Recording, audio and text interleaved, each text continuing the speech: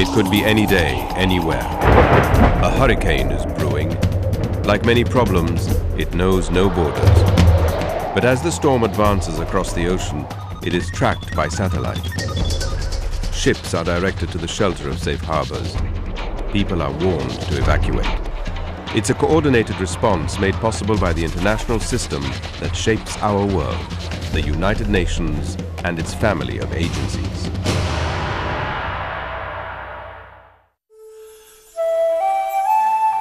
When natural disaster strikes, the United Nations is often the first on the ground, working with governments, aid groups and volunteers to bring emergency humanitarian relief.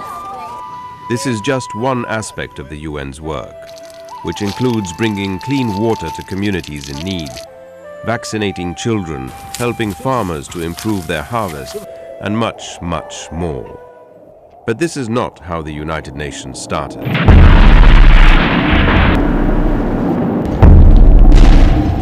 After the devastation of World War II, the world needed a workshop for peace, a way to avoid the scourge of war. The solution? An assembly of nations where leaders of countries, big and small, could debate and seek consensus on common action. Today, the United Nations is the one truly global forum with 192 nations represented in the General Assembly. It's the 15-member Security Council that focuses on peace and security, taking action to avert war, resolve conflicts, and limit armaments.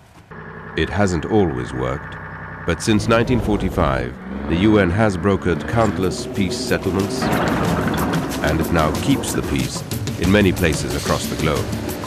From Haiti to Lebanon, from Timor-Leste to Liberia, from the Democratic Republic of Congo to Sudan, and in more than a dozen other missions around the world.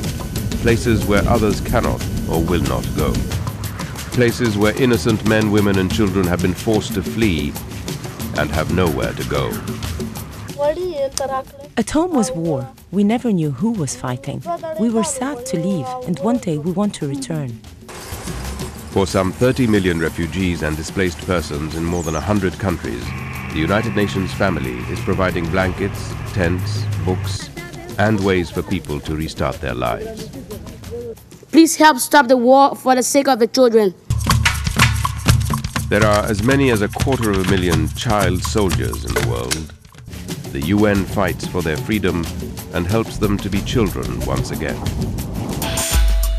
And for people in some 30 countries plagued by landmines and unexploded bombs, the UN helps defuse the threat of fatal or crippling explosions. We have saved thousands of lives. When the guns fall silent, the UN helps to build national institutions, trains the police, assists the justice systems, and supports democratic elections. To sustain peace, development is needed. Development that includes the poorest, almost 1 billion people on Earth, 1 out of every 6, who struggle to survive on less than $1 a day. World leaders have formed a global partnership that sets 8 goals for humanity, collectively known as the Millennium Development Goals: to end extreme poverty, to combat disease and hunger, to promote gender equality, and ensure environmental sustainability. Much remains to be done by the target year 2015, but a real difference has already been made in people's lives.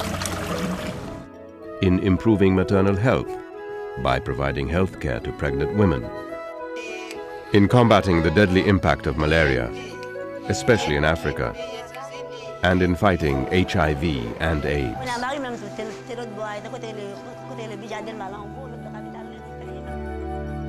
The UN has seen great success in combating disease. Smallpox has been eradicated. Today, the UN is making strides in tackling polio, measles, and other preventable diseases. We can point to undeniable progress. 3 million more children now survive each year. An additional 2 million people receive treatment for AIDS, and millions more children are in school.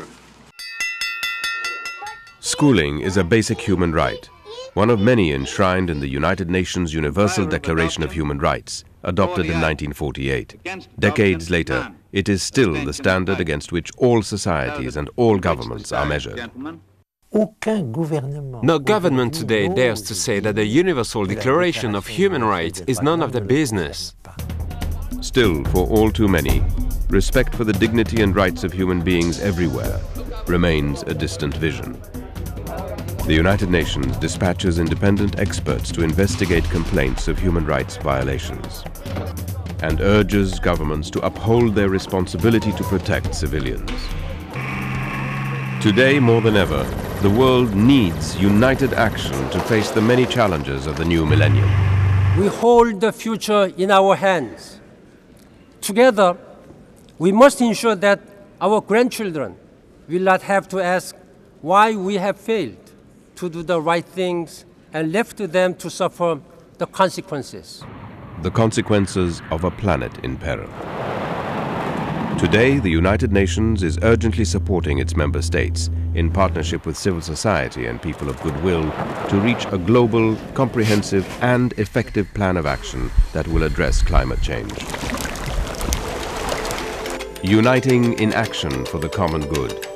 That's what the UN is all about, today and in the future, so that years from now, whenever and wherever the clouds gather, people in need can still find shelter from the storm.